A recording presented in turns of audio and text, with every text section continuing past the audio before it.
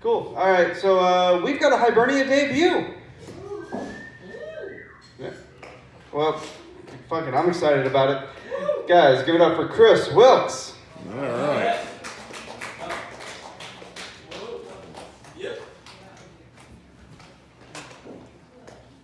What a great setup. I'm still fairly new to the open mic thing. Zane and I, we've crossed, chewed some of the same dirt before.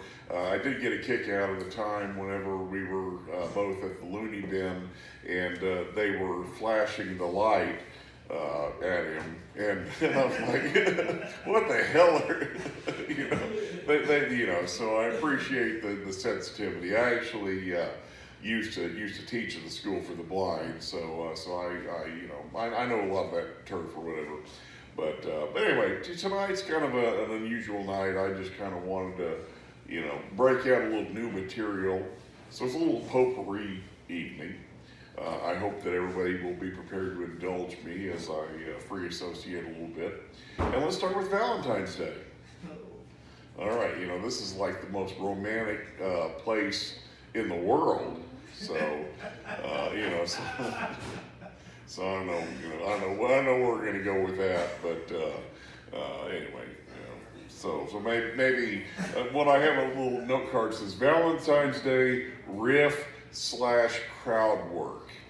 I don't know if I'm going to get anywhere with that, so we'll just kind of move on here. So I met an attractive woman recently, and she said that she was interested in getting together and playing doctor. So I made her wait for me for about an hour. I built her insurance, then I played some golf.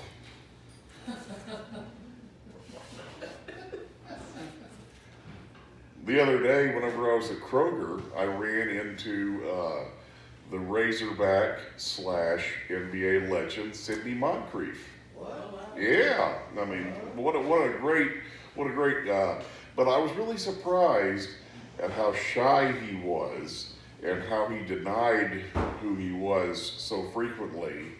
And he was a little shorter than I expected, and a lot more Asian.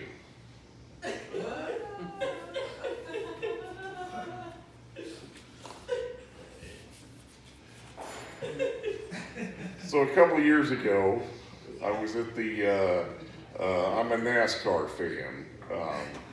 I love watching rednecks drive fast and turn left. Don't judge.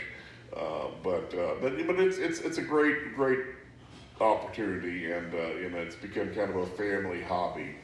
And there was one time whenever I was at the campground at Talladega Super Speedway, 2.66 miles, so it's the longest and fastest track ever. But and this really has nothing to do with NASCAR whatsoever. But there was a time whenever we were sitting at the campground, and there was a guy who was driving the Honey Wagon. Do you guys know what a Honey Wagon is? It's basically a truck that drives around and pumps out people's sewage from RVs and what have you. And but it was a younger guy. He was self-employed, and he had a hot young blonde wife. And I envied him briefly because he was having to deal with literal shit. But after 15 years as a special ed teacher, I had to deal with figurative shit. So I don't know what to go with that, whatever. So that's my Honey Wagon bit here. That's a blank card. So why did Garfield hate Sundays so much? I mean, he's a cat. He didn't have a freaking job, and I don't know if you guys are into cats or whatever, but I don't have a problem with them necessarily. They're one of nature's greatest predators, and they pretty much exist to sleep and kill, and knock objects off of high surfaces and what have you. So I don't know where we're going, but I liked Heathcliff. Heathcliff was a good show, growing up, and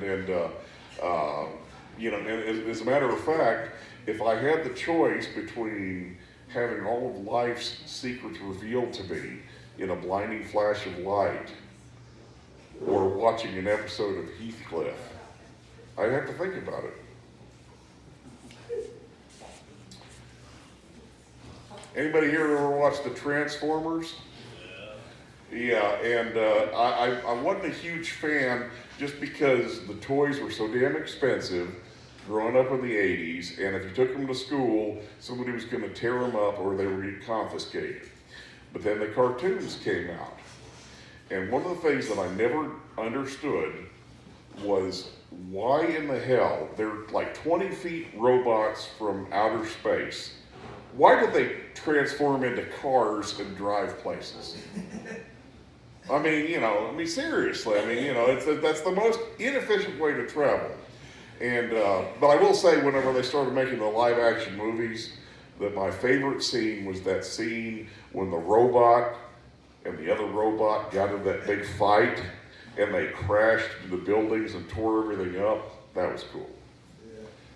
But and also to that point, and I'll get off the Transformers material, but Megatron, why, he turned into a gun that had to be wielded by another person, but why did he shrink? Why didn't he, stay his original size? Because he could have blown a hole through a damn mountain. And, all right, so I will wrap up with a brief story that's the 650 pornos story. So this is a good one, and it's actually kind of cleanish, but whenever I was in high school, I had my band director, also my mentor. He was a big movie buff. And so I saw an advertisement in the back of Hustler magazine that said 650 pornos for 10 cents each. So it would have been $65. So I was just trying to contemplate the logistics of 650 individual videotapes being delivered to my home. And what you think about it, I mean, it's a, and it was probably, in hindsight, it was probably, 650 vignettes distributed on a certain amount of videotapes. But anyway, I called Dave, my band director, and this is before school had started, and so he, the teachers had to report early, and I called him up, and I was like, so Dave, it's Wilkes. And he said, hey man, what's going on? I was like, not much, man. I just kind of had a question for you. How many movies do you think you own? And he said, probably about 1,000. So if you're going to put them all in one box, how large of a box would it be? So we had this lengthy discussion about the logistics of shipping, his entire video collection, and and I eventually, after a bunch of detailed questions, is like, why are you asking me all these questions? And I was like, well, I explained the deal to him, and of course, it was like there was this stunned silence, and then at the top of his lungs, like 650 pornos. The video quality would be like sandpaper. So, I guess I'll wrap with that. Thank you so much, everybody.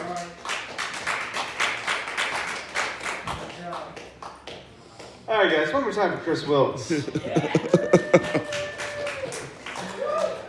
a lot of fucking porn. Actually, I used to work at Hastings before they, management ran that company to the ground.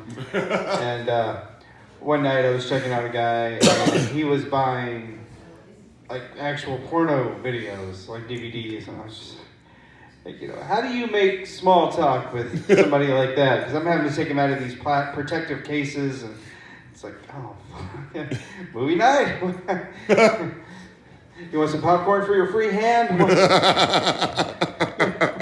What do you say? It was $212 and some odd change, like 52 cents. That was it. $212.52. I remember that like 12 years later. Yeah, just telling coworkers about it later. One was like, his dick gonna sue him. I was like, that's some good delivery. All right. Yeah, but I don't think I've heard any Garfield jokes on this stage, so that's cool. But Garfield hated Mondays, not Sundays. Yeah, I mean, why? No, he hated Mondays. You said Sundays. Oh, did I say Sundays? Yeah, No. in his own words, he loves Sunday afternoons because goofing off is mandatory, and then it cut to him taking a nap. Yeah. But John, you know what he But said. all he did was sleep and freaking eat lasagna. Yeah, well, I don't know.